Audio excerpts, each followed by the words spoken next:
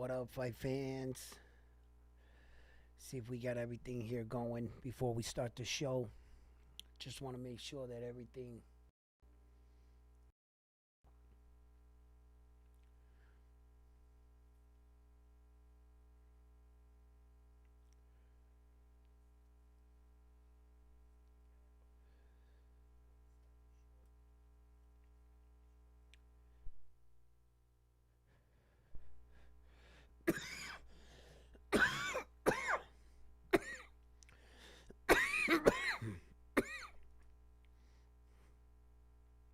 All right.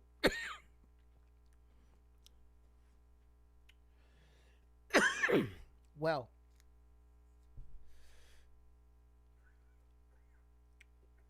let's start this show right now. I'm gonna wait for a couple people to join the show. Thank you for tuning in around One Sports Talk TV.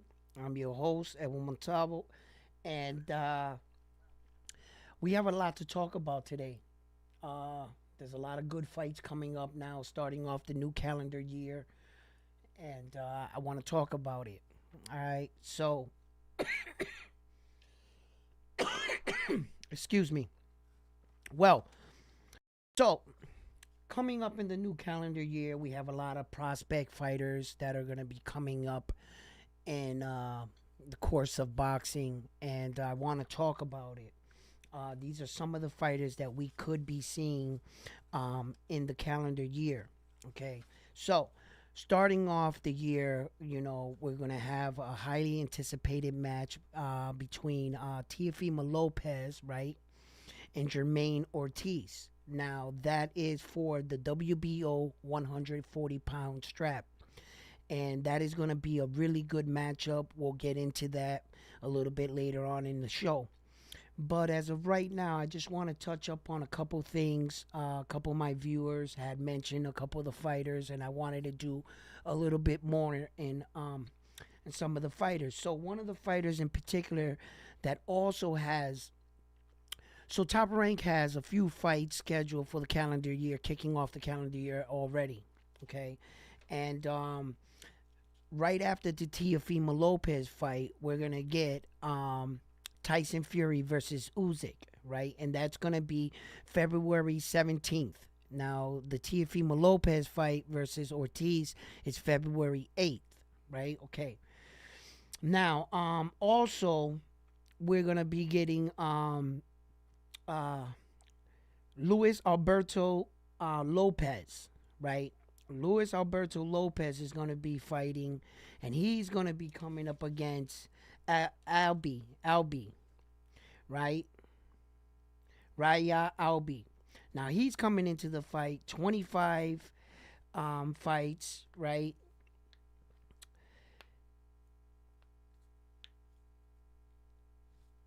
This is for the IBF Featherweight Championship, right? Luis Alberto Lopez is coming into the fight 29, 2, and 16. He's 30 years old, he's 5'4", and he has a 55% knockout ratio with a 66-inch arm reach. Now, interesting enough about Luis Alberto Lopez is that he's been on a fire winning streak. He stopped the young, talented prospect, right, Gabriel. He stopped him, in that fight, I thought that the fight should have been stopped earlier. The young man, Gabriel, gave it his all, but those kind of fights can really wear on a fighter. His father was trying to, and sometimes that's when a father and son relationship can strain. In that moment in the fight, his father wanted to stop the fight, and Gabriel was like, nah, I want to keep going. In fact, he did throw in the towel, and I thought the refereeing in that fight sucked. The officiating in that fight sucked, because I believe it was in the 9th round that Flores was up against the rope, right? And Luis Alberto Lopez, he hits him, boom, and you can see that Flores was out on his feet. He was like this. He was out on his feet. He was like, a normal referee would have caught that. They would have stopped the fight right there for that alone. The referee didn't. It was like he was on a lunch break on the other side. He was doing his nails on the other side of the ring like this. Right? That kid Flores took damage. Okay, granted, he learned something from that fight. You know, he wasn't as defensively sound as he thought or would have liked to be in his head. He kept falling for the same punch. When Lopez would go downstairs to the body, he would hit him with the overhead shot hand to the top. And Flores didn't seem to have any answer for that. Flores is a young fighter, but he needs to learn how to make adjustments. And I believe that fight in particular, the young kid could take away from a lot. But I think that he took unnecessary damage in that fight. But now Alberto Lopez is putting the IBF title, right, featherweight title, up against an undefeated fighter. Now, I look, wait, no, he's not undefeated. I'm sorry. I'm ahead of myself, okay, because I have another Japanese fighter I want to talk about, okay. So his opponent is 25-3-10, okay. So he already has 3 losses, right? Okay. He's a southpaw. He's 30 years old. He has a 40% knockout ratio, and he's 5'7", okay. What I believe in this fight, look, for as sloppy of a technique that I would like to believe that Alberto Lopez has, I believe his technique is too much of a lunging, hooking technique. You see, where that I don't think that if fighters caught on, they would stay in the pocket and they would straight shot him, right? Like the Japanese superstar did to Nonito Donaire. Same kind of punch. Roll your shoulder and hit him coming in, snap him, pow. You'll catch that man coming in. But he does have one fast step, a sharp step, that he'll step in and bam, hit his opponent. So it's like, I can see the fight going either way for both men, but I also believe that Alberto Lopez has the edge in that fight. I think that he's just gonna be himself in that fight, and he's gonna be a little bit too much, I think. There's a lot of young prospects coming up right now. Boo Boo Schuster is a prospect that I want to see fight in the calendar year. I'm anxious to see how he fares up. Another top prospect that's going to be fighting is Keyshawn Davis. I want to see how he's evolving in his fight game. Alexander Zion. He's another good prospect candidate that starting the calendar year, I would like to see him in the ring too as well. There's another fight that's going to be scheduled on that same card, right? Ford. Raymond Ford is going to fight against, God, I don't want to mess this guy's name up. I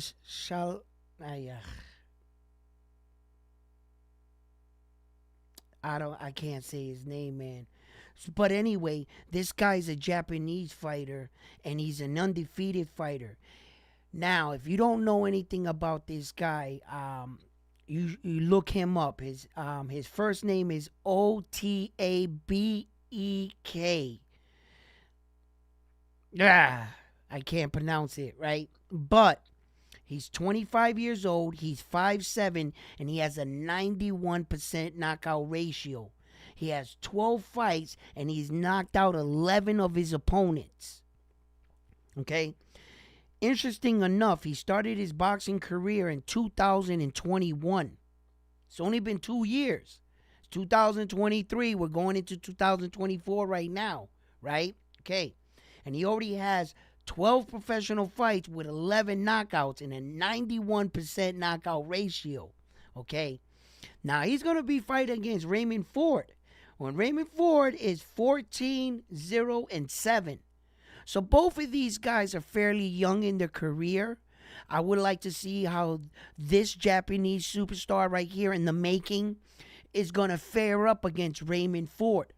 You know, look, I can't call this one because I really don't got too much on the Japanese guy. I looked up one of his fights, but and then as I'm watching the fight, I'm saying to myself, I barely don't know anything on him. Who the hell is he fighting?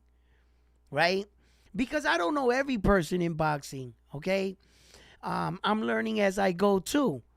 And but that Japanese guy is showing that at least everyone they put in front of him so far, he's knocked them out. You know, so, 12 fights, 11 knockouts, 91% knockout ratio.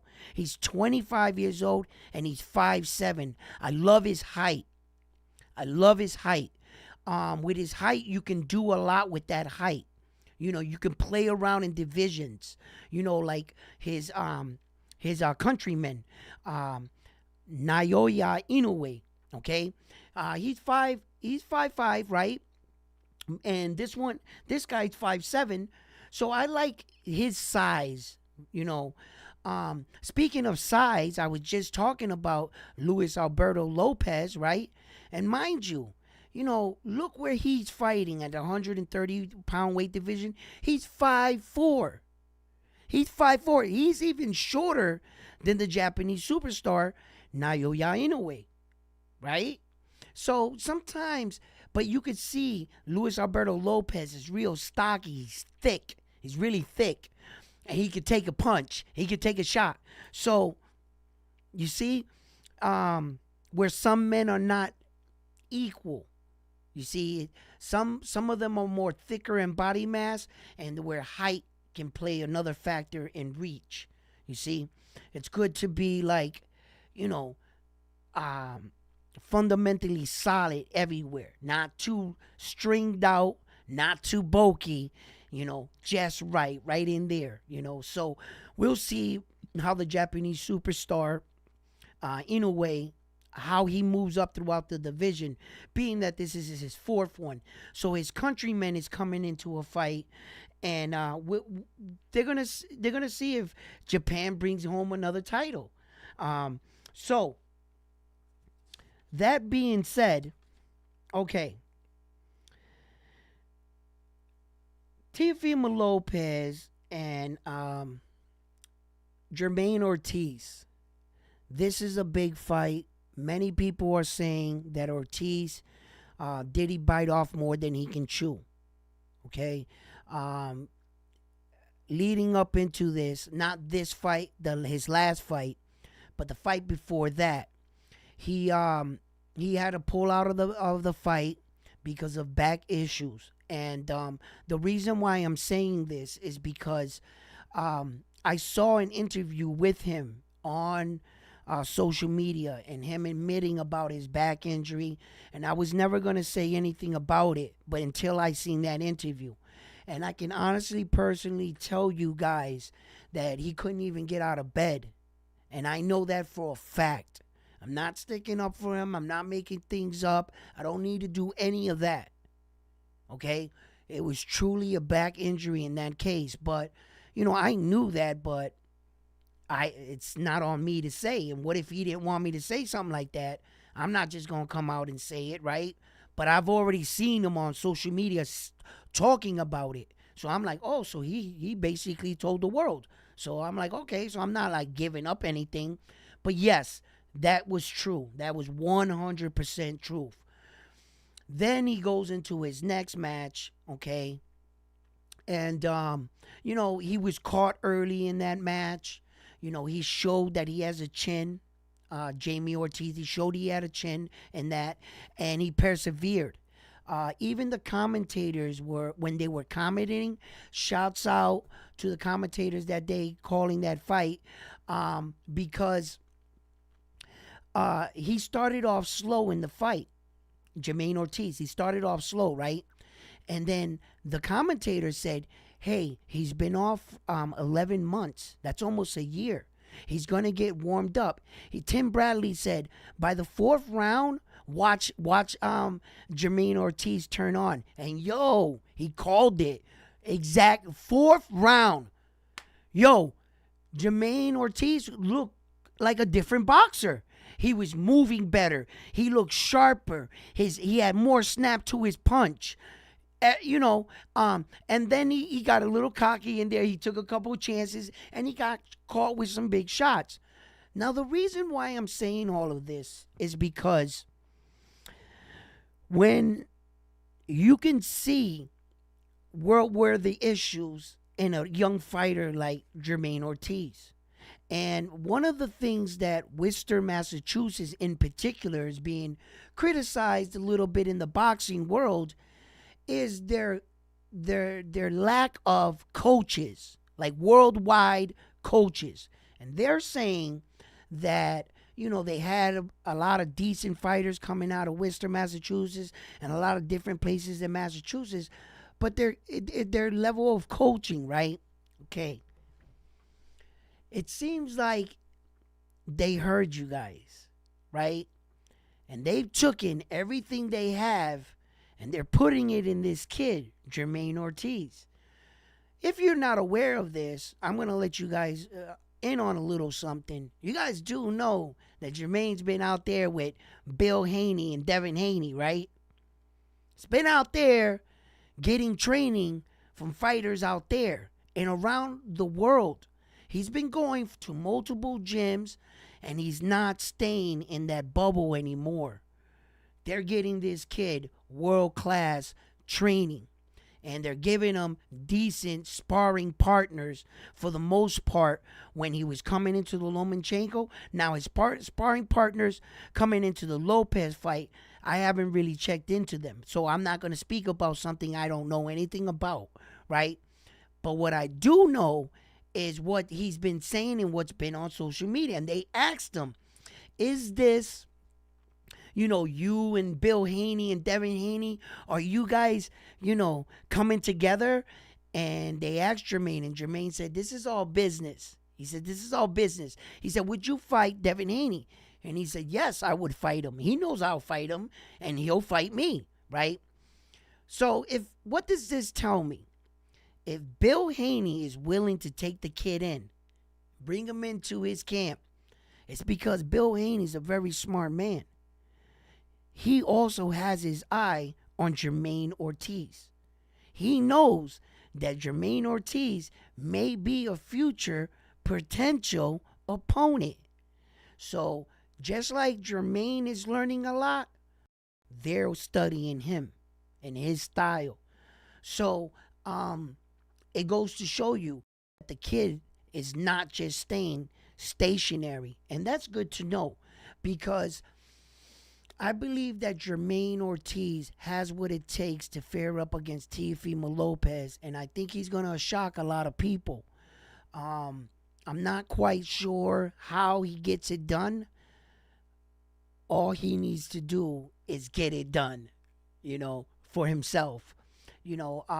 If he falls, back on your horse. That's the sport. Don't let it take you down or anything.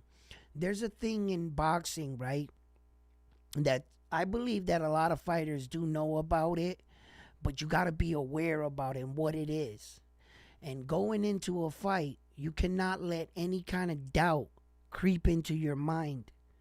As a fighter, you have to have a superior mindset. And there's a little doubt demon that, you can be feeling good all the way up into the fight. I mean, even up into the day of the fight, 25, 30 minutes before you enter the ring, all of a sudden that doubt creeps in. And all of a sudden you start visualizing yourself getting knocked out or something in your head. You're going to create that moment. You're going to be mad at yourself after the fight because you realize that you started letting that doubt monster inside of your head. You have to fight that demon the entire time. Every time you got to catch it. You can't let it build or snowball in your head because soon you're going to start doubting your training. You're going to start doubting what got you there. You're going to get in the ring and you're going to take a couple shots and you're going to forget why you were there. You're going to forget what your game plan was. And depending on your opponent, if he doesn't give you any time to breathe, you're not going to have any time to think. And pretty soon, you could be hurt in the fight. You'll be trying to survive. You don't want to be in these situations or allow yourself to get these. It's like a domino effect. You see?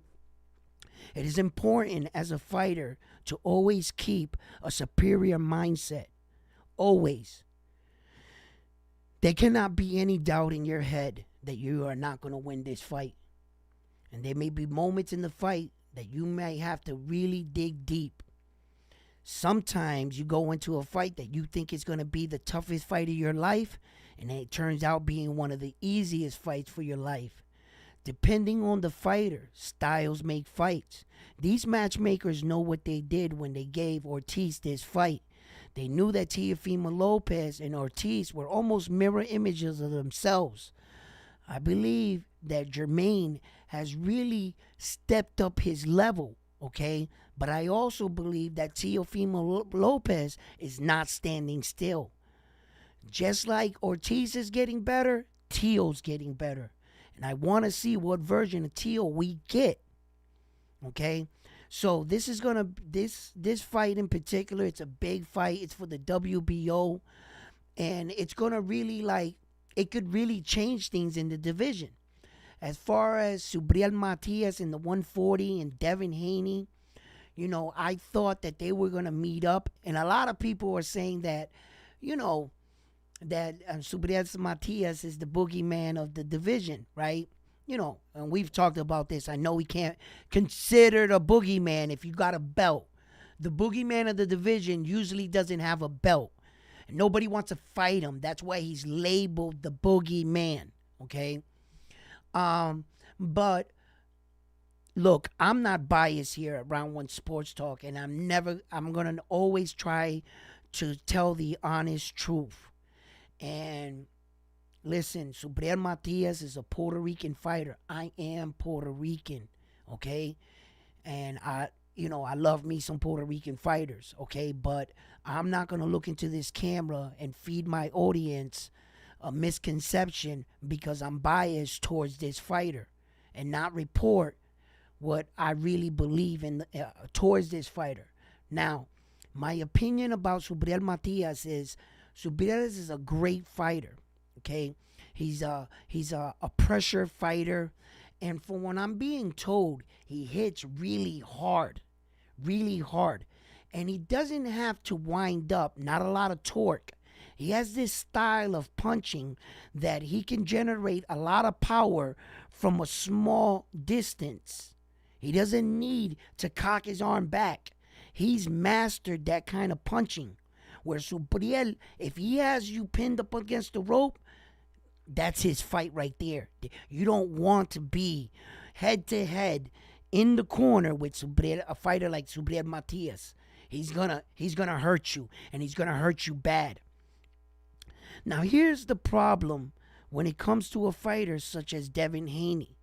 I want you to pay attention to what I'm about to say to you, okay?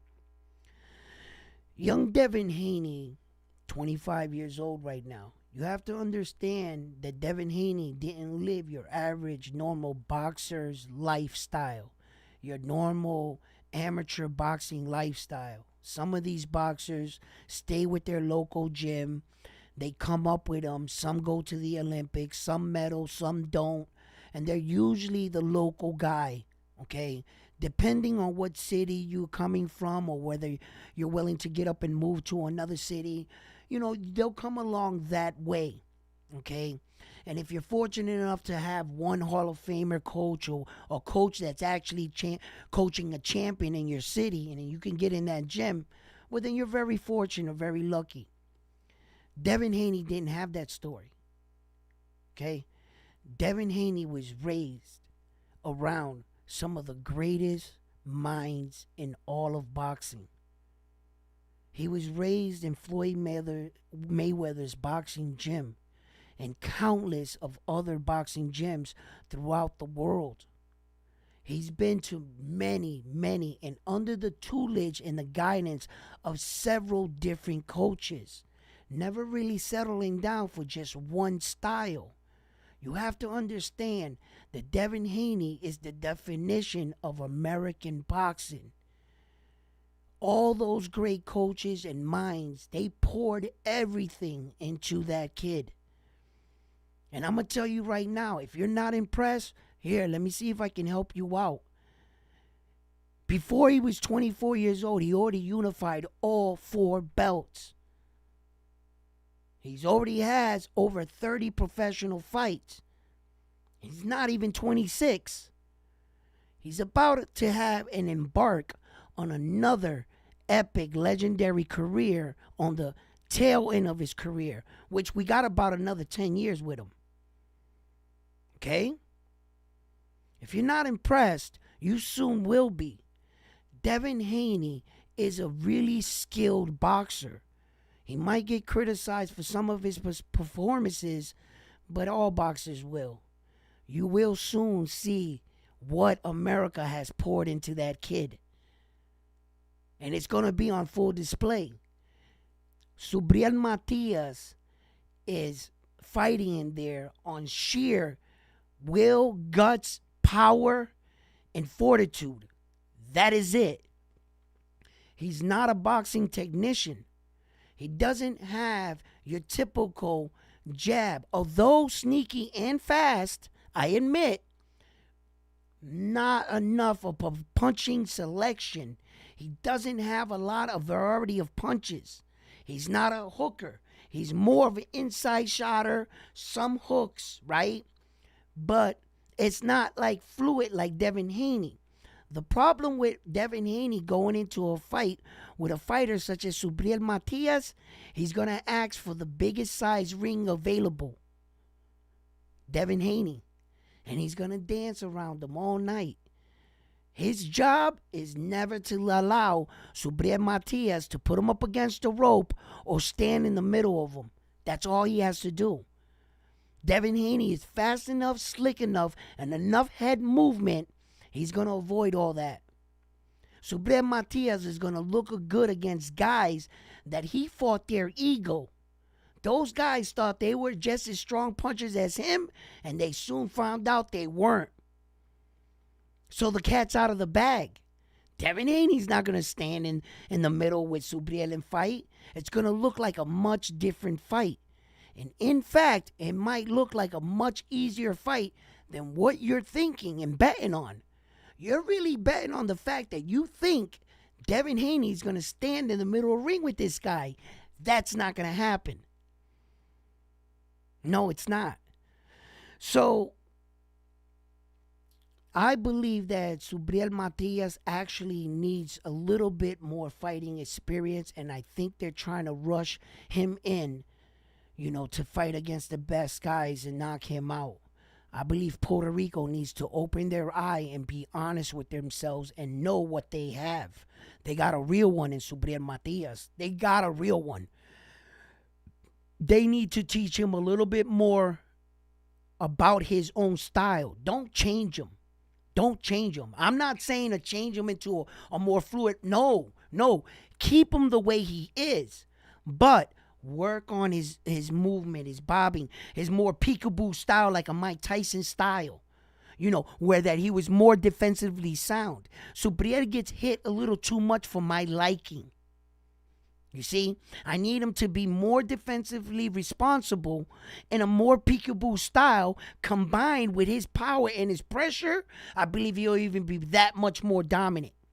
When he starts to understand distance a little bit better and a little bit more timing on his punch, he's going to be a better fighter.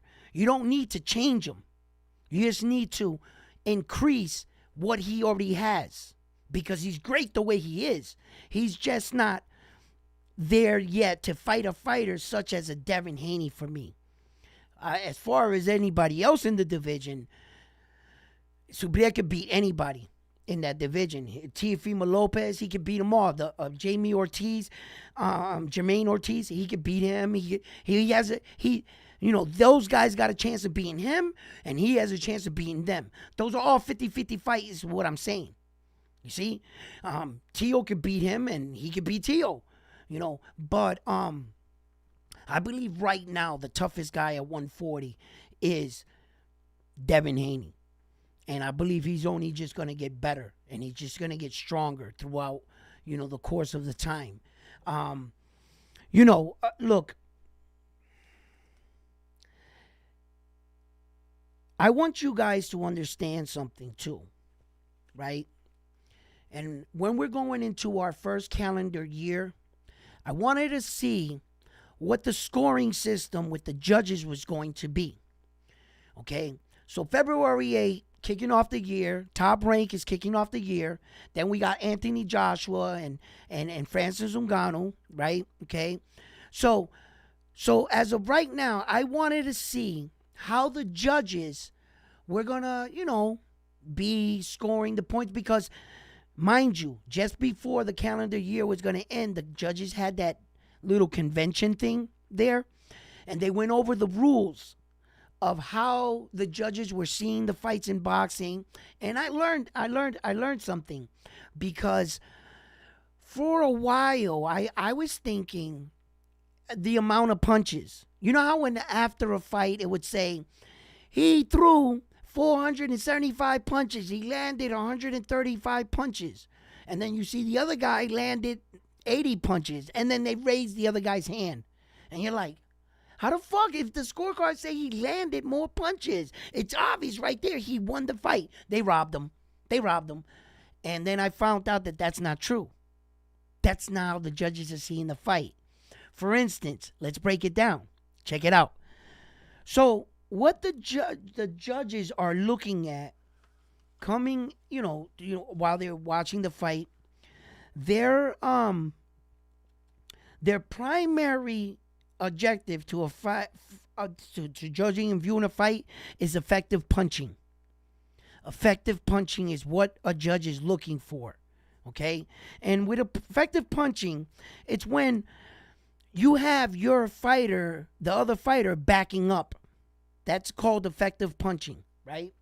And so it's not about how many punches landed. You see, so when at the end of the fight and you're seeing that he landed more punches, you could have landed 15, 20 jabs to my face the entire round, right? But if I hit you with that one shot and you stagger, guess who's going to win the round? Me, with my one punch. Because I've done effective punching. My punch was more effective to you. That's what they're looking for. The second thing is effective aggression. Okay, they're looking at who's initiating the action. They're looking at the aggression of the fight. Who's taking it to the other guy. This is how the judging in a boxing match is being based on. So it's not about the amount of punches. So if you're sitting there trying to count the punches, he hit him once, he hit him twice, he hit him 3 times. That's not how you should be scoring the fight, because that's not how the judges are scoring the fight. The judges want to see who landed the more effective punch. Who's initiating the fight? Who's bringing it to the other guy? Okay? And if it comes down at the end of the round where that they don't know, it's like they're looking at it and they're like, well, they all threw a lot of punches, and then they go by the guy's face. Is he bleeding? Does he have a black eye? Is he looking more visibly effective in the face? And they score it as such, like that. So, when I was under the impression that it was, damn, this guy's hitting him a lot, man. He's got to be winning the round. The other guy can come over with a big overhand right and hit him and wobble you, and he'll steal the round from you. And I'm like, oh, okay, all right, I see. So it's not about the amount of punches. It's about what the effect has on the fighter. So I'm like, okay. So as I'm watching these fight this year, that way I'm not at home going, yo, he threw like 15 punches. He only threw 3 punches, and they're saying he won the round. But if he threw 3 punches and he cut his eye, he wins the round. So it's important to know how they're judging the fights. And I believe I wanted to get that out to my viewers so that you can go into these fights this year saying to yourself, okay, I see how the judges are seeing it. So, like so. Mikey Crazy, Edwin.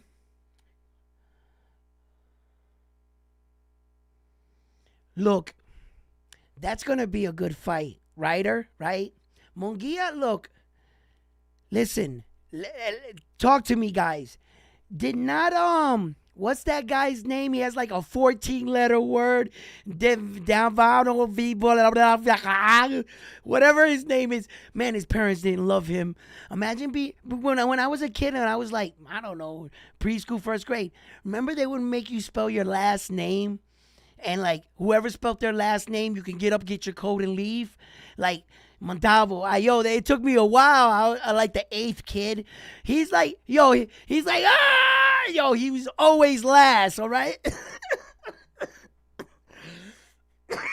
But all jokes aside, he was giving it to Munguia. He was catching Munguia over the top with that shot, right? And Munguia was. Munguia showed in that fight he has a good jaw, a good chin. He took some big shots. Hey, that dude's 37 years old. Okay, they weren't talking about his age in that Munguia fight, were they? No, they weren't. But if you're somebody else and you're that old and you're 36, actually you're younger, and your name's Donito Tonnerre, and the Japanese superstar knocks you out, then that guy's too old. But when that guy was fighting Munguia, they were saying, oh, no, that was a great fight. That dude did great. Blah, blah, blah. They don't want to take anything away from the fight now, do they? From the victory, right? Okay. Now, look, Ryder did great against Canelo, okay? I thought at one point Canelo was going to knock him out. The fact that Canelo did not knock him out. Now, look. A lot of people are going to give Canelo criticism for not knocking out Ryder. But instead of giving Canelo criticism, right, why don't you give Ryder a little credit? That's fucking Canelo Alvarez right there punching you in the face. And he didn't drop him. What's that say about Ryder? So,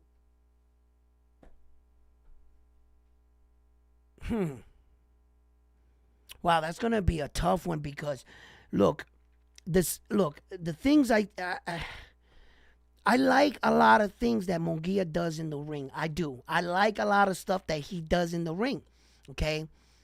Ryder's just one of those good counter punchers, place punchers, that he surprises you, okay?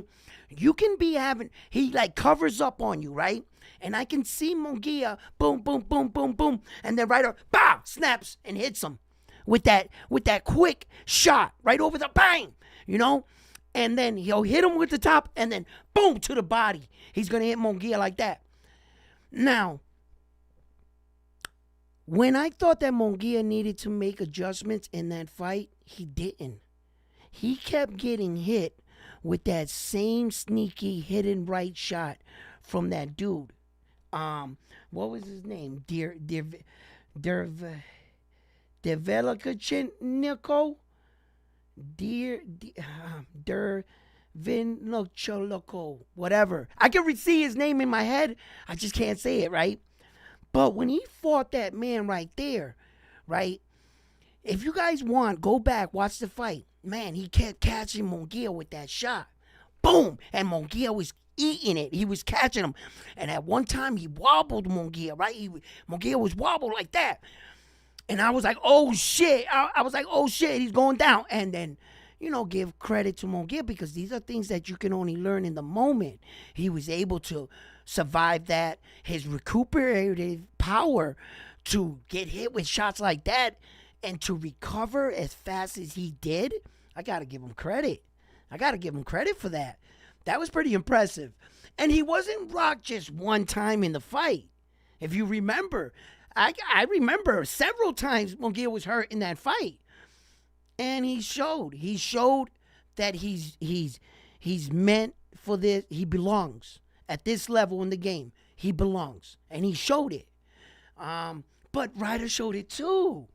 Ryder, listen, he showed it. He showed it. Ryder, he's just like a big muscle. You see his back. He's just like a big muscle, like one of them burly fucking Russian white dudes and shit, right? Like, he's a tough man. He's a tough man with good skill, good patience. What I believe is Ryder's the type of fighter, though, that he tries to count the rounds in his head. He tries to pace himself just a little too much for me. He needs to believe in his time, his training, and he also just don't count the rounds. He needs to just make sure he's winning the round. Feel like when you're walking back to your corner, you're saying to yourself, I won that round. If you're starting to question yourself, you're going to have to pick it up somewhere. Because at some point in the fight, the guy in front of you is going to take a round off. Usually fighters will take a round off in between something. And it's sometime when they had a big round against you, okay, and they threw a lot out. So they're going to probably try to take. So that's when in your training, you got to train rigorously and then learn how to be comfortable in that moment. Tired, fatigued. You could be tired tomorrow. You could bleed tomorrow, okay? Right now we're in a fight. And you got to learn how to be comfortable in that moment. You got to convince your body to do what you tell it to do. It's not tired. You're not tired here. This is your moment. And in that's when you got to capitalize right there. You see, you can't let him take a break. You can't let him think. You can't let him relax. You can't let him, like when you're sparring in the gym, where he's just giving you something and going back and looking at you with that face of confidence. Don't buy into that. Read through that. Do exactly what you know. He was coming on strong the last round. He's coming out there. He's not a machine. Okay? Don't ignore all that. Go in. Bring his level up of his breathing. Bring that intensity back up. Give him something. Hurt him. Back off. Go in. You know what I mean? Pressure, pressure, pressure. Don't let him breathe. Don't let him breathe. Go down to the body. Boom. You know what I mean? You got to keep that on him, at all time. So, look, this is going to be a really big fight for both men. May the best man win. For me, this is truly a 50-50 fight. If I was thinking about Munguia or Ryder, I would like to think that, Munguia is just going to wipe this dude down, because technically I think he should. If Canelo couldn't do it, and I believe Munguia is just a younger, more stronger, more ferocious fighter, than him. I don't know why Canelo couldn't put him away, but it must have been because Ryder was, that strong, okay? So he showed that you're going to have to really whoop his ass to put him down. Can Munguia do that? When he was up against his own version of a tough man, he went the distance. He almost had the knockout. It was like right there. He hit him with that body shot. He went down. Munguia needed to learn in that moment to allow himself to get the proper distance to land the punch effectively. He got a little anxious and he stifled his own punches by going in a little too close. He needed to take a breath. He had him hurt bad to the body. So he just had to relax and give himself good distance. Give him a fake. Let the guy, try to throw a punch, step back, boom, boom, and go in. With experience, he'll learn these things. And in the moment, and when the crowd's yelling and everything, sometimes he knows these things, but, sometimes the blood is pumping and you just want to knock him out. He's been giving you a lot of hard problems the whole night. He had you staggered a couple times, and the opportunity was there to finally get rid of this guy, And you knew you were going to get criticism in the back of your mind for getting stunned. Knocking him out was going to erase all that, and here was your opportunity. He just got a little too anxious for me. He He didn't have the right distance to effectively land those punches. So, but yeah, though that's gonna be a good fight too.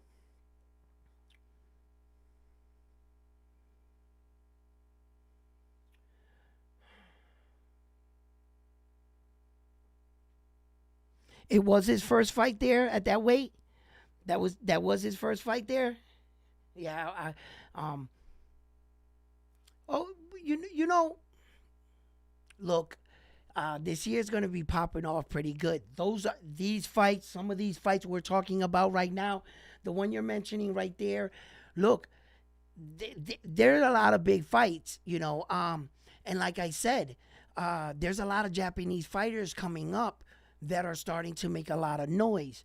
As you can see, the young Japanese fighter that got knockout of the year against the Maloney twin, right?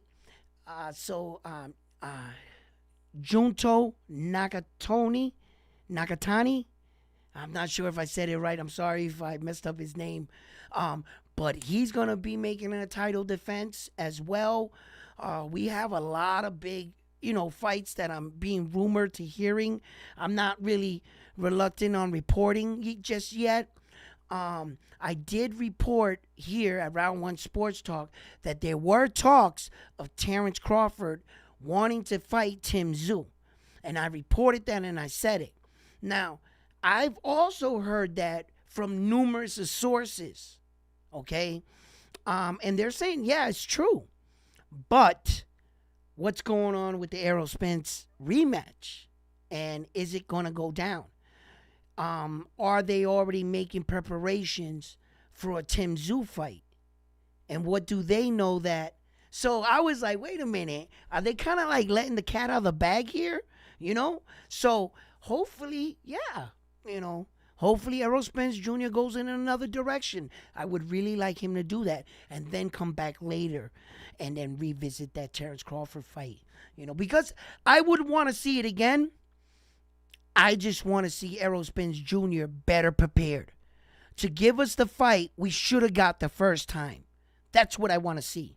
And then I'll definitively say Terrence Crawford is just a better fighter, But there were just a lot of factors, and we saw it with our own eyes. That did not. If you can honestly say that didn't look like Errol Spence Jr., then that's what it is. It didn't look like him. So if we can get the real version of him against the real version of Terrence Crawford, which I know is going to show up, then I'll be satisfied. I'll be like, okay, But it looked like both guys weren't on the same playing field. That's all I'm saying. So, Terrence Crawford beat him. I'm not taking anything away from him. He's the best. I'm not taking anything away from him. And then we also have Shakur Foster. Shakur Foster is going up against Abraham Nova. Okay, Abraham Nova, if you guys remember, he was knocked out by the former WBO champion, Ramirez, right? Nova was knocked out. It was a brutal knockout. He put Nova in the corner. If you guys remember, he stretched him. And that shot he hit him with, it was like a base. Didn't look basic as hell? But what happened in that fight is that he had Nova so much second guessing with his punch selection, the Cuban superstar, that he had him reacting to almost everything. That when he went like that, he just hit him straight and he laid him right out. It was like a walk off. He went and walked off on him and laid Nova right out. Now, Shakur Foster, this is a title defense. Nova, I can say he's been getting better. I can truly say from that last fight, he's looking like, a slightly better version of himself. At least I can say that, okay? Whether or not how bad that knockout affected him as a fighter, only time will tell. Coming into this fight against Foster, I believe that Foster's going to win this fight. I have Foster picked in this fight against Nova. I don't. I like Foster better in the fight. I'm just gonna leave it like that. You know. So yeah. So look, I think right now too.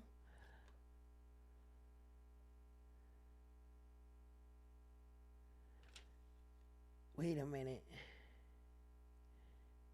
Look, poor Sonny Edwards, man. He went up against Bam Rodriguez, man, and he lost.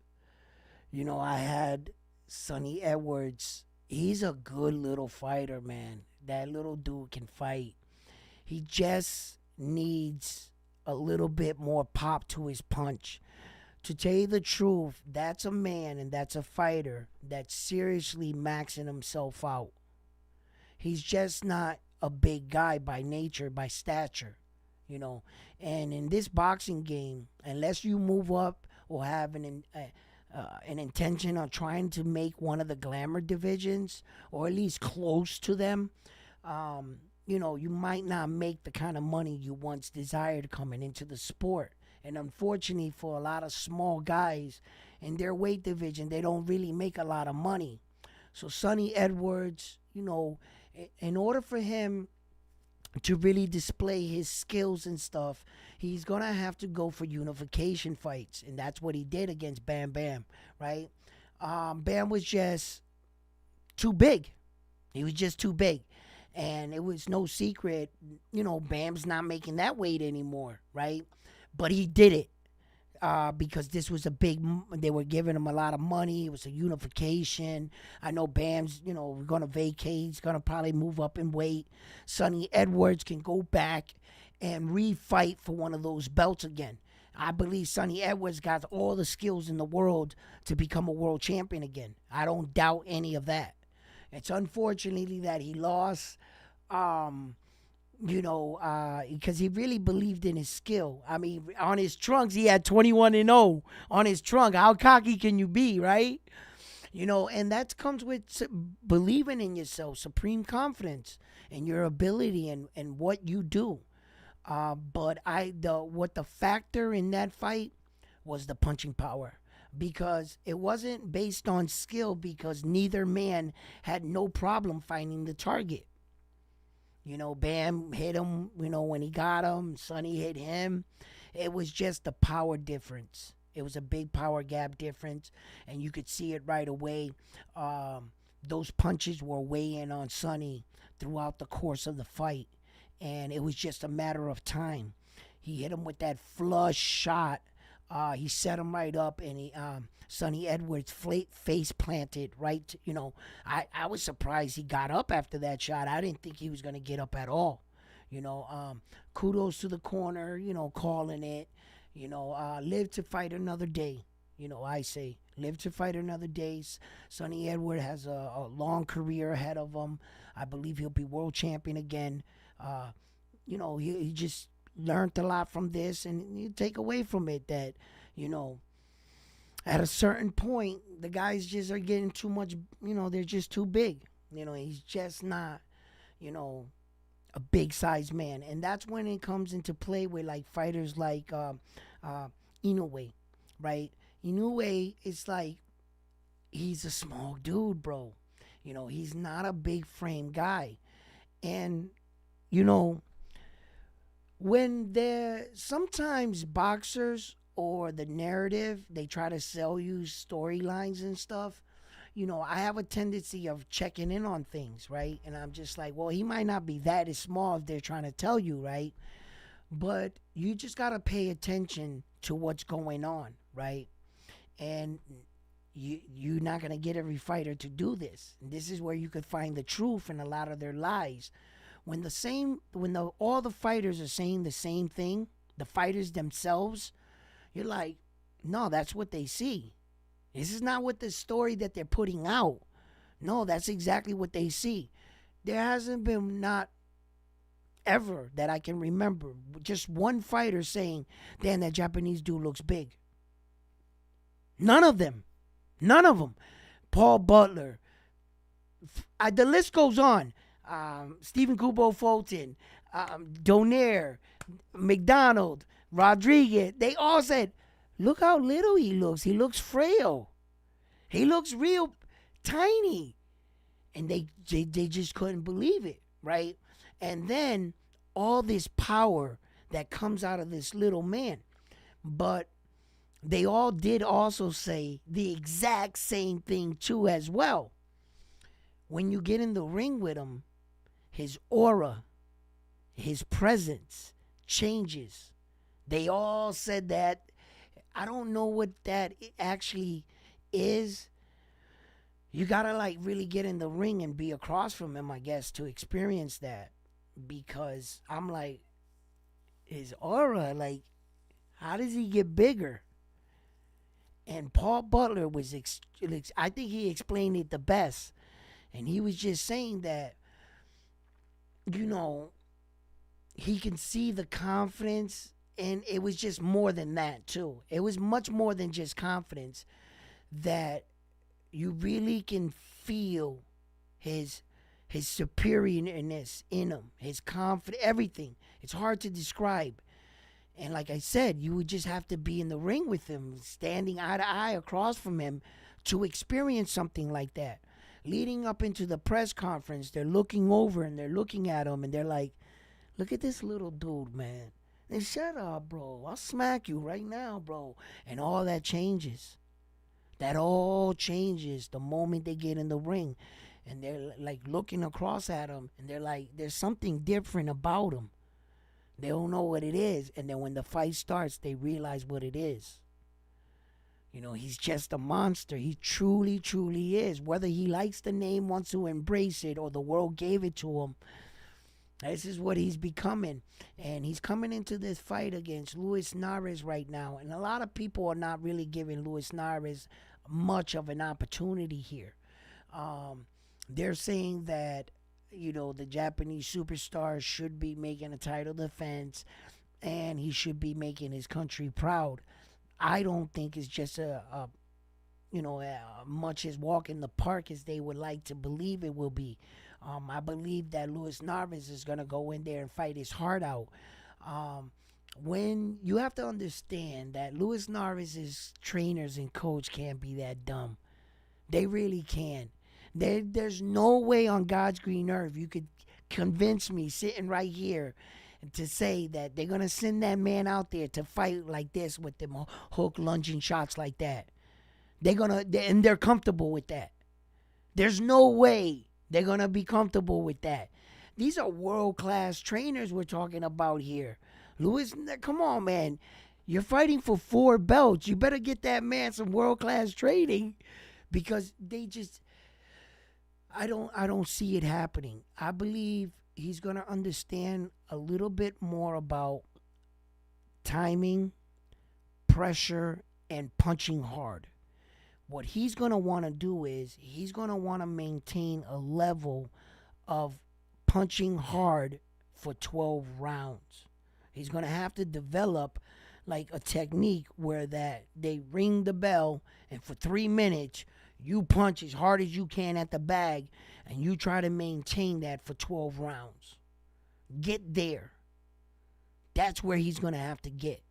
Because as far as it comes to a more technical, or if he believes that he's going to counter this Japanese superstar repeatedly, you might be able to counter him in a round. You might be able to counter him once, twice. You'll be able to, he'll give you an opportunity. You might be able to counter him. But it's not going to be because you're pressuring him. He's throwing punches and you're countering off his punches. It's not going to be because of that. Absolutely not. The only way Luis Narez is going to get counter punches on the Japanese superstar is when the Japanese superstar's coming in taking chances. That's it. It's not like, the Japanese superstar is going to be gun shy, because every time he throws a punch, Luis counters him. He's not going to be a masterful counter puncher like that. That's not going to happen. Okay? So, look, to be perfectly honestly with you, I don't give him 3-4 rounds. I don't.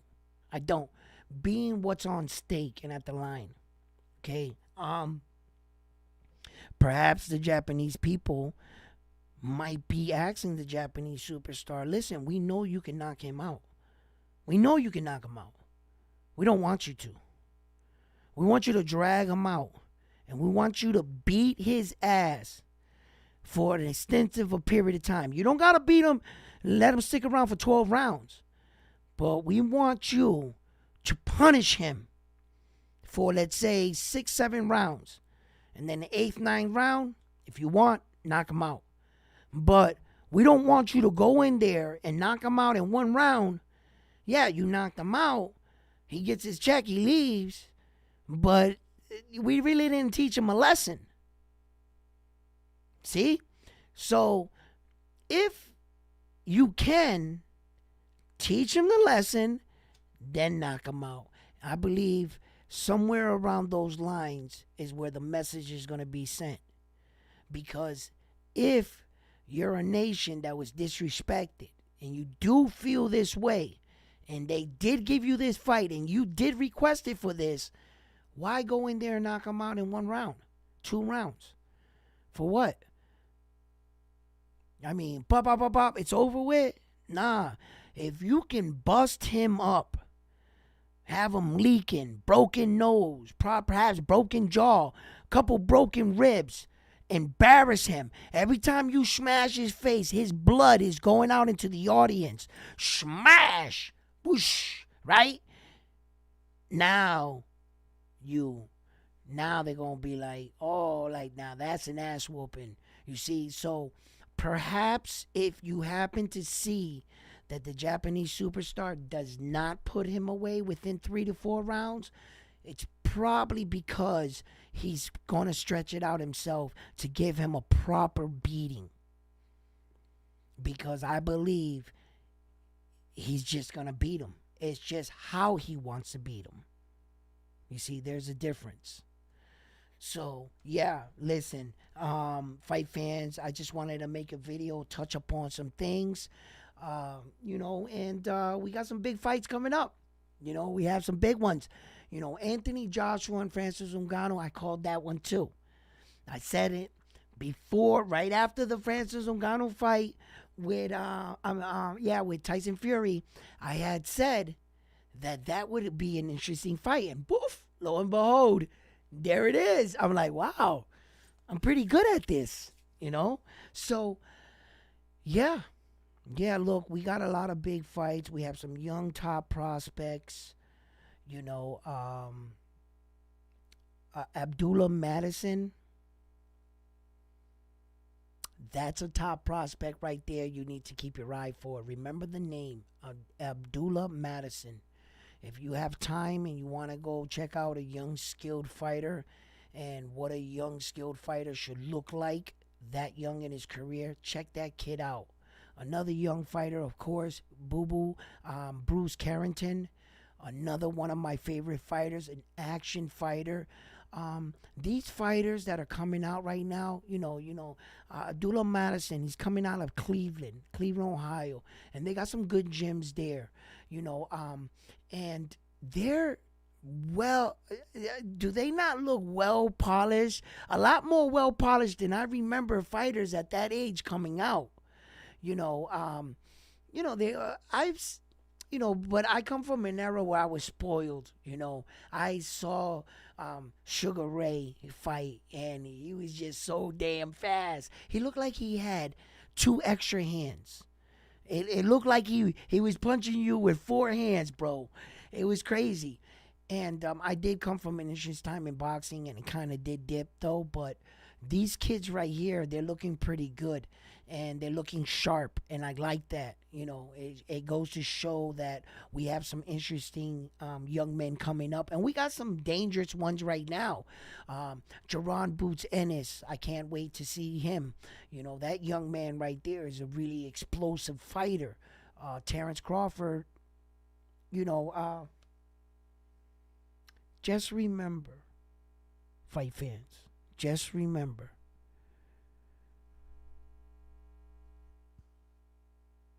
if Terrence Crawford doesn't fight Errol Spence Jr. at some point in his career, Remember everything you guys say about Canelo Alvarez. If you're going to say it about one guy,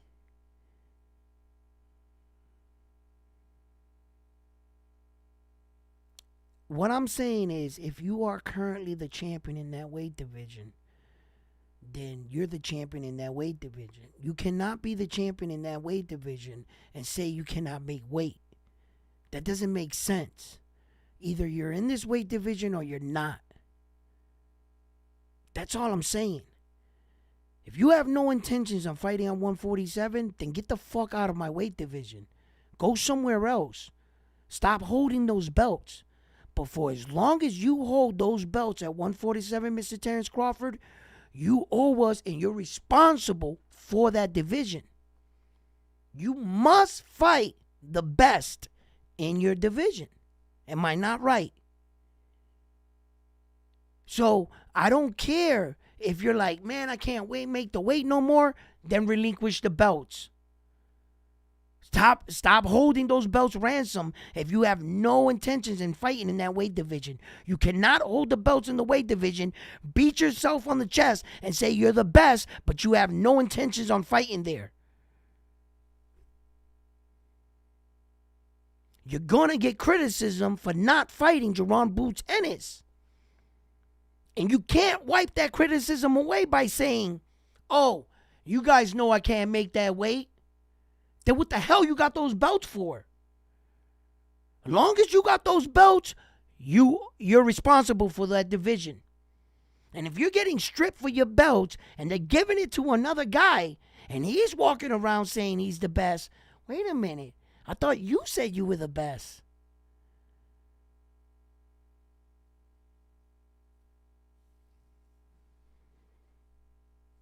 You know, some of these things you should have thought out. Rematch clause, how long this is taking. I do want you guys to realize, right, that we're already going around the calendar year again. They fought in July. Fuck around, this fight is scheduled for what? July of this year? You mean to tell me it took them a full year to fight again? This is really dragging at their feet, man. And it's a shame that Terrence Crawford had to get himself tied into Errol Spence Jr.'s bullshit. Because that's exactly what it is. There's none of this waiting. And as you guys can see, it's really on Terrence Crawford. When all this came out of the bag at the end, we all saw firsthand why was all this waiting going on. Errol Spence Jr. wasn't sure of himself. His injuries, he had to recoup, all this stuff. Even this rematch shit. This is all on Errol Spence Jr. We're just waiting for him. Terrence Crawford wants to be done with this. He says, I'll fight you tomorrow if you want. So the holdup is coming from that side. Just want you to know that. Look. Whenever it happens, it goes down. Hey, it is what it is. You know what I mean? There's not too much more I can say about it. You know, it is what it is, you know. There are other fighters too I want to mention. As far as for a heavyweight, remember the other day I was talking about we need a heavyweight champion, you know. So they got Richard Torres Jr. He moves pretty good. His level of opposition and opponents haven't always been the best, but you're going to want that as you go up. So Richard Torres, you know, he's pretty fast. He does hit hard. You know, remarkably, his footwork, you know, he likes to go forward with the pressure for a heavyweight. You know, he's not the biggest heavyweight in the world, you know, as far as height goes, but he's stocky framed.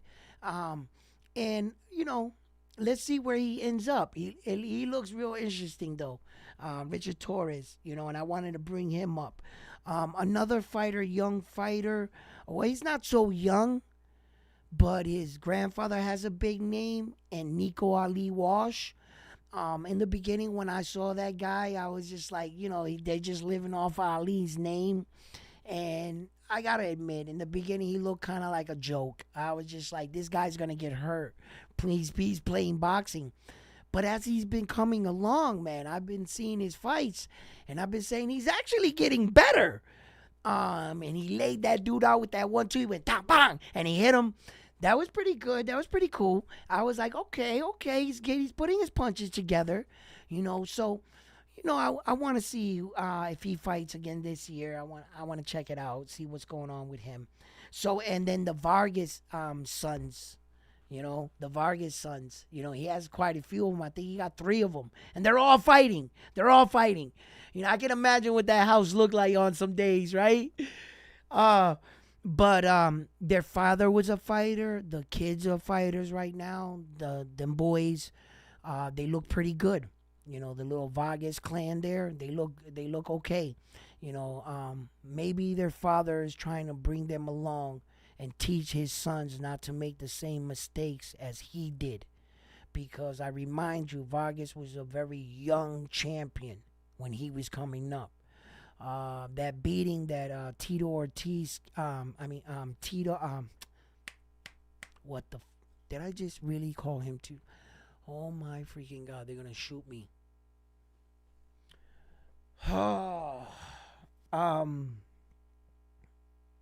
Felix Trinidad. When he came, that beating that Felix Trinidad gave him, really took like some boxing gears off that kid, and he was real young when he came into that fight against Felix Trinidad. And Felix Trinidad I thought that fight was gonna be over in the first round. If you guys remember that fight, if you have never seen it, you go watch Felix Trinidad versus Vargas, right?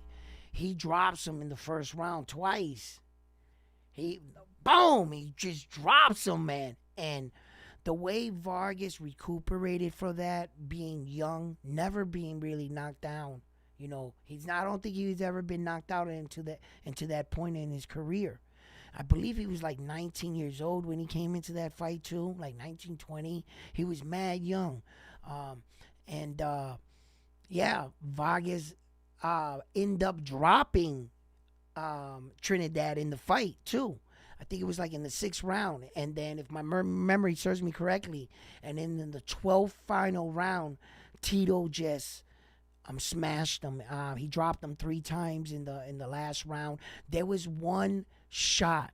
I had to watch it like 5-6 times over. It was the second time he drops him in the 12th round. That punch. It was so sharp. It's one of the sharpest check hooks I've ever seen in my entire life. Go check it out. Tito Ortiz, 12th round against Vargas. The second time he drops him. It's lightning. It's so fast. I remember, I'll never forget it. I'll never, ever forget that punch, bro. I was like, how the fuck did he hit him? I had to rewind. I was like, wait. I had to rewind it again. I was like, when did he hit him? I was like, there it is. It's so fast. He just goes, and man, I was like, wow. So, he had a lot of success real young, being a Mexican fighter that can get to a fighter. He had a lot of money, a lot of women coming out of him, sex, drugs, and rock and roll, man, the lamp life, and dealing with all of that as a young fighter could, blow your head up, and you start to train less. Evander Holyfield, I think, said it best. It's hard to train when you sleep on silk sheets. You're already rich. It's hard to get up and want to go train like you used to. You're a little too comfortable. The bed feels a little too good, and that can affect the fighter. So, look, like always, I covered up on a lot. I love talking boxing. I hope you got something out of this episode right here. Please leave some comments. Let me know what you guys want to talk about. Abdullah Mason. Listen, that kid, Madison. Did I say Mason? Yeah, isn't it Madison? Yeah, I always be fucking up people's names. I'm gonna get better at that shit, bro. Right? Um, yo, he's a beast. Go check him out. He is a beast. He is truly something special, and it's just a matter of time before he becomes a world champion. That kid. Um, yeah, I think he will become world champion.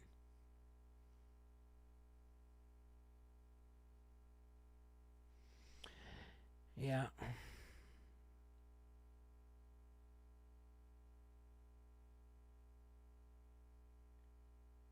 Oh, he's fighting on ESPN Plus.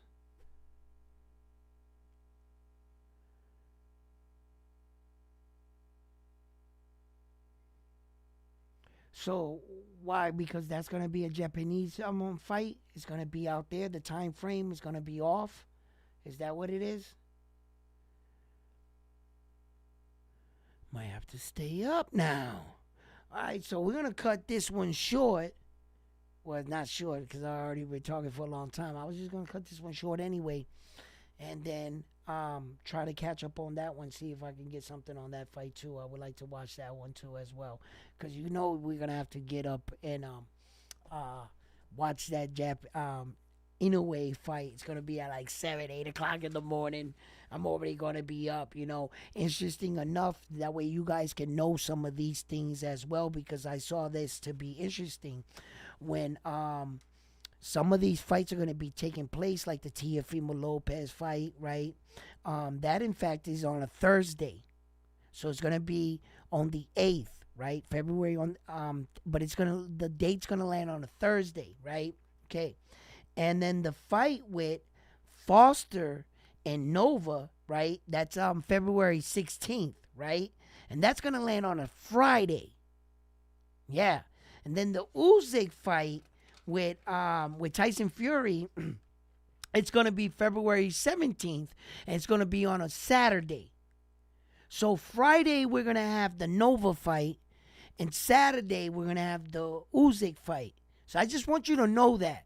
And don't think that all these fights are like typically on Saturdays. Typically.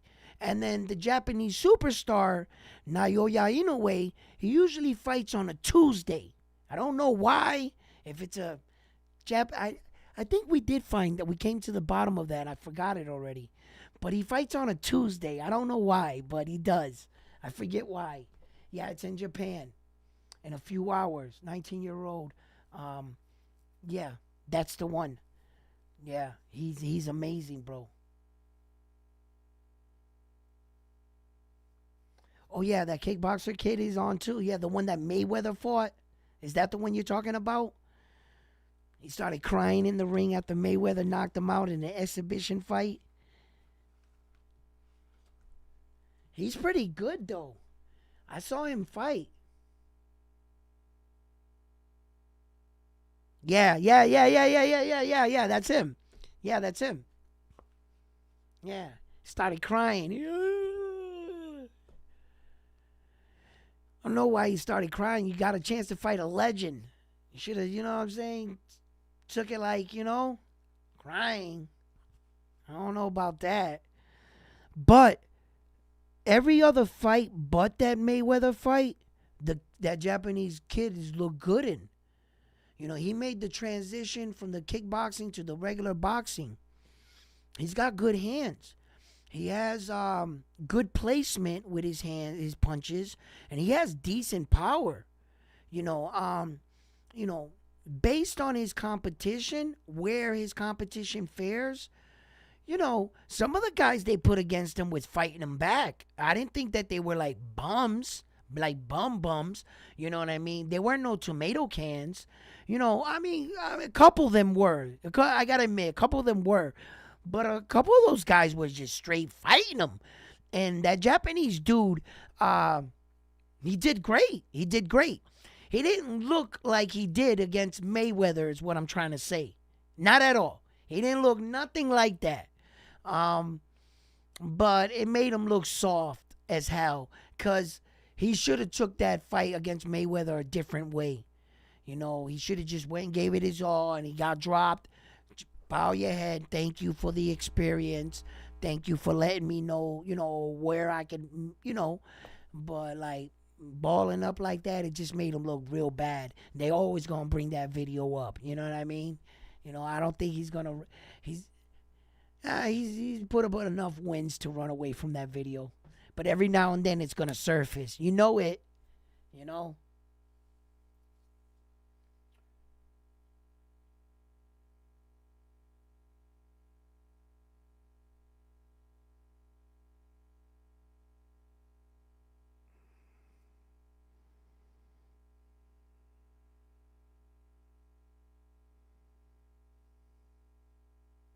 He was crying because he tried to kill Mayweather in an exhibition. No, I think that the tears came from the disappointment of him failing and probably talking shit back home. He he probably thought that he didn't see in his mind when you were on the kind of winning streak that Japanese guy was on and all the hype in Japan that he was under. You could imagine all the women throwing themselves at him, everybody whispering in your ear like you're so good that you were a great kickboxer and now look, you're making boxing look easy. Now we want you to box against this American legend. And he was like, you know what I'm gonna do to this American legend? I'm gonna show these guys that, I'm the new thing, right? And he went in there, and what happened was Mayweather whooped his ass with a smile. And when a man can whoop your ass with a smile, that does something to you. It means that, wait a minute, you're not even trying, and I can't hit you. He couldn't touch Mayweather. Mayweather's elusiveness was so he didn't understand it. He didn't understand what's going on. And at some point in the fight, he didn't want to be in the ring. He knew that he had bit off more than he can chew, but now he was on a world stage. His entire family and country was watching it. It was just so much pressure for the kid that it all came out. And he knew in the type of performance and how he looked.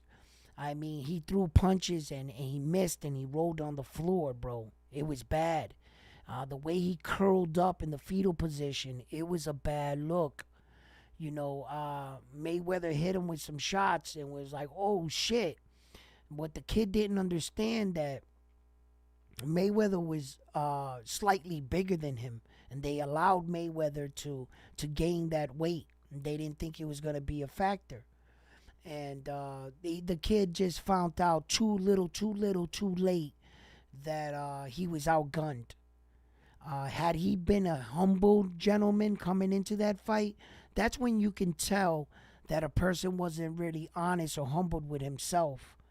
When everything had to be brought to him, Mayweather had to humble him. Mayweather had to show him he was outskilled, and he had to bring him down. And that's a harsh reality that a fighter at so young can face. Had he been more humbled and went in there saying, there's a possibility I could lose, but I'm going to learn something from this, he wouldn't have broke down in tears because he would have already embraced the situation. You see?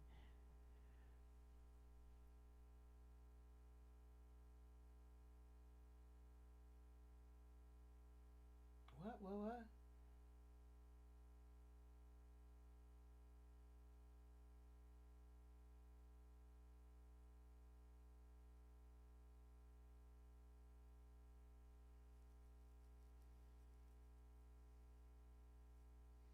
Oh,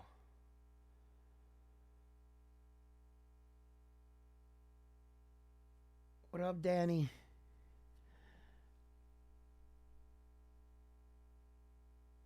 All right, so what is it? Are they gonna?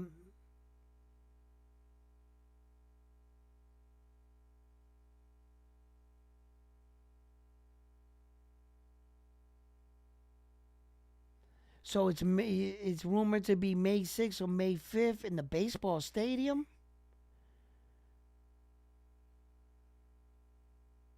in U.S. prime time. That's more like it because for them to keep putting his fights and broadcast over here at 7 in the morning, that's not really ideal for the American public.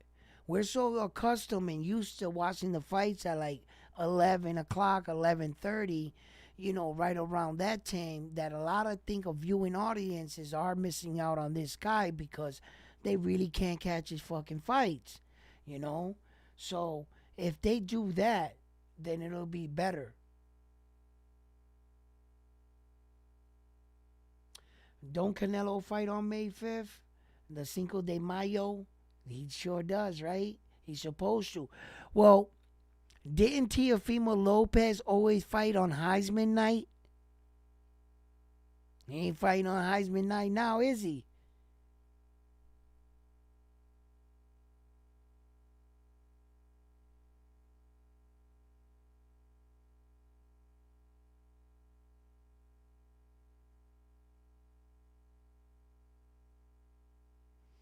Yo, listen, he's a hot, new, shiny thing, just like Naoya Inoue was. I can see where that you can be a fan. He's an exciting fighter. That knockout was tremendous. So um, a lot of these guys right here are showing real potential. Now, I also told you, and I announced this in the beginning of the year. As we're coming into this year, be prepared to see some of the biggest fights this year and some of the biggest upsets this year. Be prepared to see your favorite fighter just might fall. There are going to be a lot of fights this year where the best will be fighting the best. And the number twos will be fighting the number twos, and the number threes will be fighting the number threes. You understand?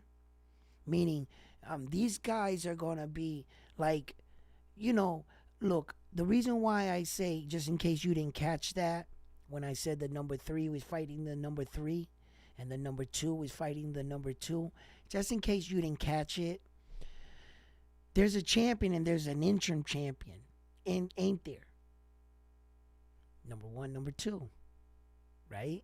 Okay, so it's kind of like 2-2, 1-1, 3-3, 4-4. You understand? Because to most viewers, those guys are champions too. So expect to see the best fighting the best is what I'm trying to tell you.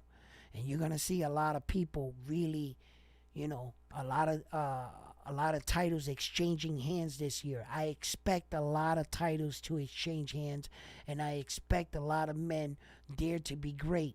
By the ending of this year, we will know if it's truly possible, if the Japanese superstar Naoya Inoue can actually move up to his fifth weight division and try to successfully unify another four belts in a new weight division.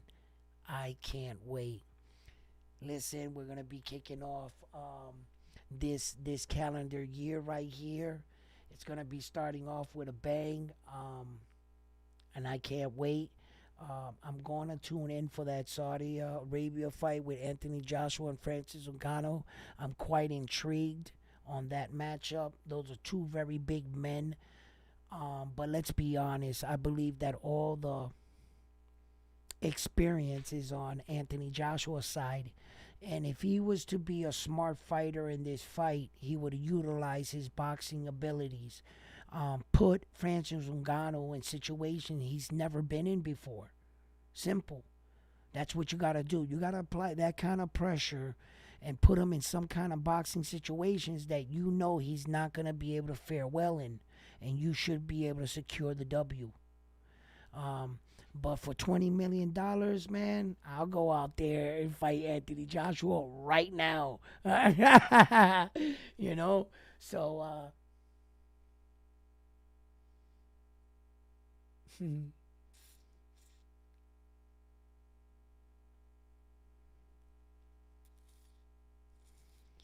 guys over here chopping it up, huh?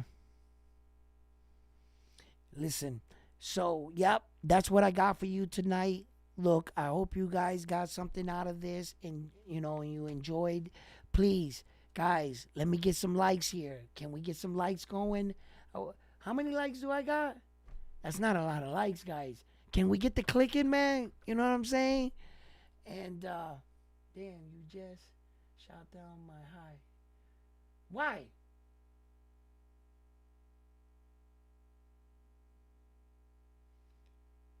KY KY are you what are you guys talking about?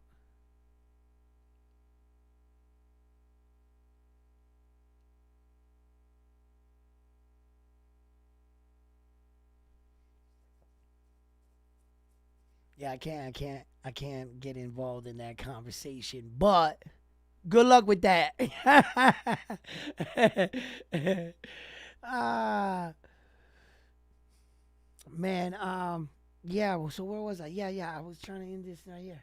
Um, Danny, Drew, you can still get it without being scheduled. Yeah, you guys are still going back and forth in this conversation. Listen, what else? You guys got anything you guys want me to talk about? You guys want to talk about any of the fights? You guys can see any big upsets going on?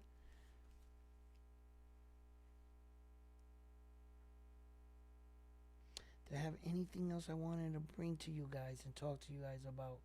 Oh, listen. Another fighter too, Tiger Johnson. Um, I wanted to keep looking him up, see how he's coming along.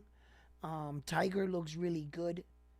Um, yeah, I think that's the only fighter really that I forgot to mention that I was bringing up that I want to see him into the calendar year. Yeah, I would like to see Tiger again. Like I said, a lot of these guys are looking really freaking good just starting off. And that's what I mean about, the heritage and the rich heritage of American boxing being around in America, going from all of these gyms and these guys passing on the art of boxing. That I believe that, things are starting to look real good. So, fight fans, look, it's been an amazing episode. Johnson not doing well. He's not doing well. And two fights in the last. Really? I didn't watch it. I had never talked about him, as you could see, so I kind of didn't watch, his fights. But in the beginning, he was like, wasn't he like 6-0? I saw like his one of his fights. He was like 6-0. He looked good. He looked good in that fight. Then I didn't see anything else really from him, But I remembered him.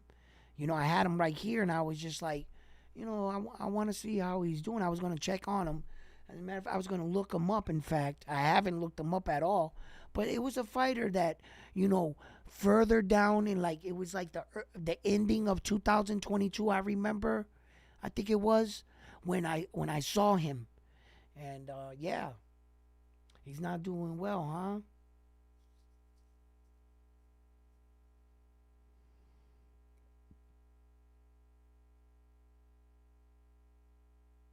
No, I didn't see Dante Wilder. Why? Was anybody see Dante Wilder tonight on NBC show? Oh, he was just on the show. Yeah, he act doing a little acting skit or something.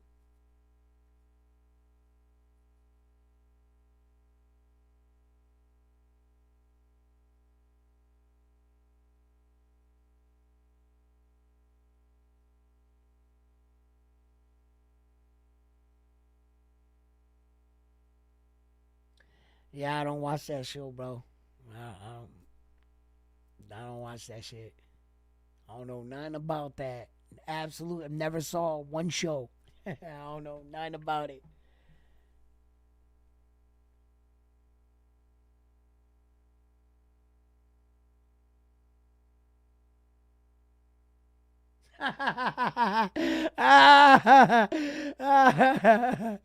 Ah, yo, you going back to jail, bro? You know what I'm saying? You don't see so bad, bro.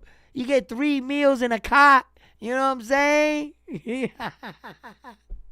Yo, my man said he going to jail. Yo.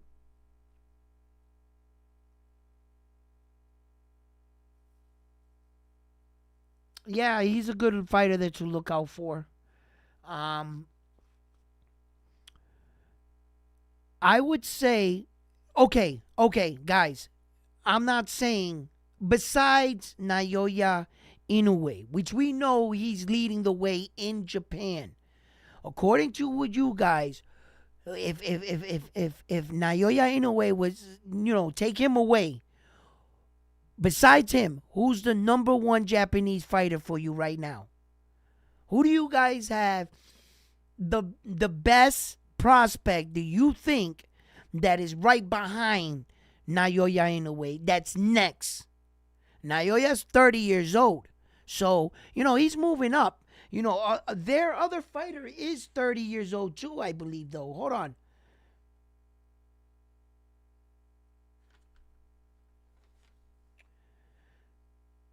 He's 25. This young kid is 25.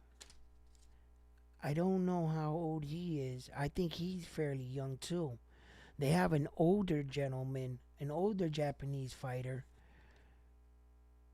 But who do you guys, if it wasn't for Naoya Inoue, who would be the best second Japanese fighter that you think, without a doubt, yeah, this is our guy right here, okay? He's 34. Okay, he's 32. Those are the older guys, right?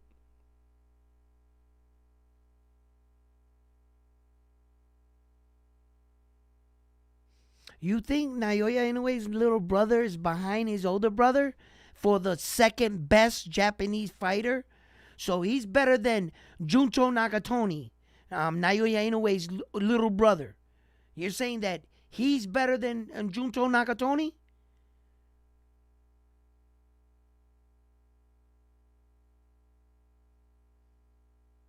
Yeah, because I'm not saying like who's the youngest or oldest.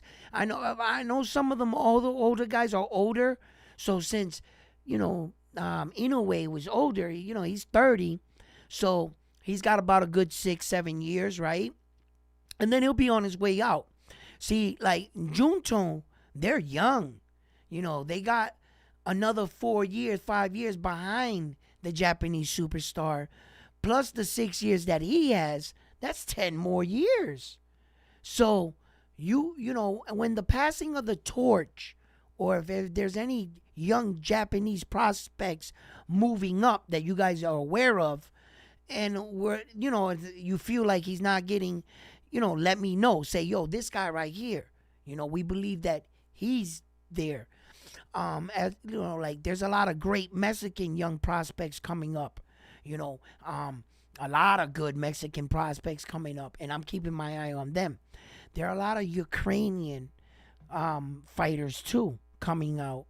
As far as the Dominican side, they still got the same amount. I haven't seen any Dominican, nothing move there. No one's really, everybody's status quo. The guys that were on top are still the guys on top. And nobody's really moving around there for their country like that. Spain, Portugal, they got a lot of fighters. Nobody really, uh, America's got a shitload of different nationalities representing them always. So, yeah, we always got some top guys coming out. So, but yeah.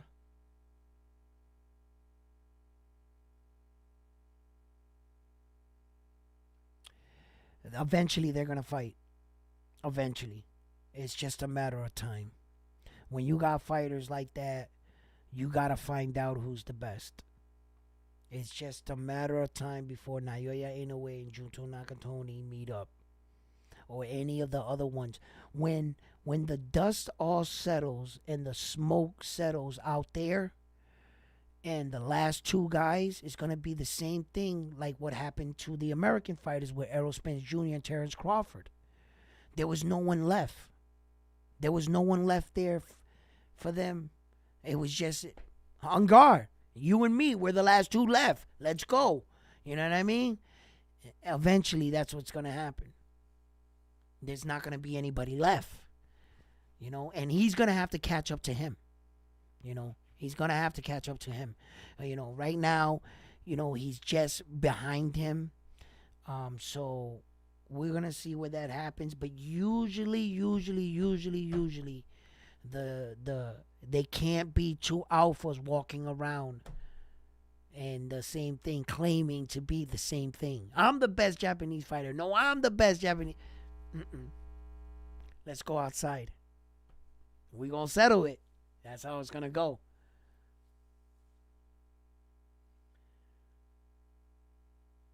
Yeah, he a young, good fighter right there, too.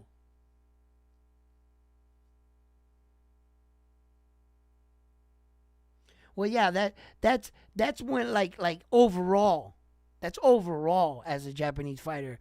I'm just saying current place and time. Who's the best they have. Like, for instance, Terrence Crawford is the best we have for the Americans right now, right? And then we have a bunch of American talent right behind him. Devin, Haney, Tank Davis, Shakur Stevenson. The list just goes on and on and on. We have, a lot of good talent behind us.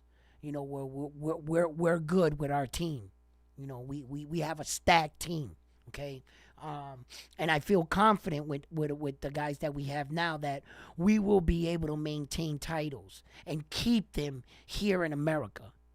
Our champions will be here, okay? They're not just getting their asses kicked and you're taking these titles to Mexico. You're taking these titles to Argentina. You're taking these titles to Russia, Ukraine. You're taking these titles to Japan. They're not our belts. We might be in the same sport, but we don't have the hardware. We don't own the gold. And as of right now, we don't own the gold in the heavyweight division. And fighters like Torres, Richard Torres, I'm hoping we eventually get another heavyweight champion.